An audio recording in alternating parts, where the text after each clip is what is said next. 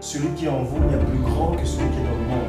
N'oublie pas que tu affrontes les choses de ce monde, c'est vrai, mais tu ne les affrontes pas tout seul. Quand on traverse cette période, ce n'est pas toujours évident. Parce qu'à un moment donné, on a comme si le désert, où il n'y a plus de pluie, il n'y a plus de bénédiction. On prie, Dieu n'exauce pas tout de suite.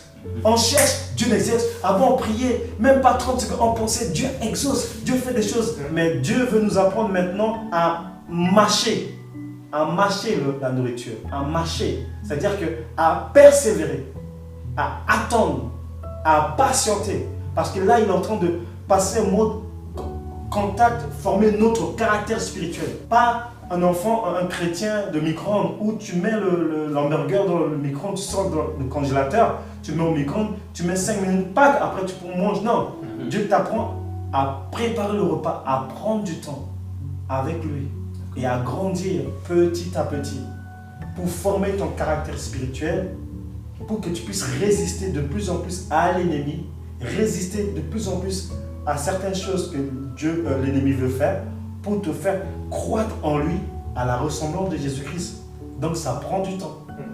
Donc il y a des étapes. C'est pour cela que l'apôtre Jean écrit, il dit « Jeunes gens, je vous ai écrit parce que vous êtes forts. Celui qui est en vous est plus grand que celui qui est dans le monde. » C'est-à-dire qu'il dit aux jeunes gens, il les encourage que n'oublie pas que tu affrontes les choses de ce monde, c'est vrai, mais tu ne les affrontes pas tout seul. Celui qui est en toi, le Christ qui est en toi, il est plus grand que celui qui est dans le monde. Il est plus grand que les démons, les puissants de ténèbres, ceux qui t'attirent, les passions, les vices qui te tiennent.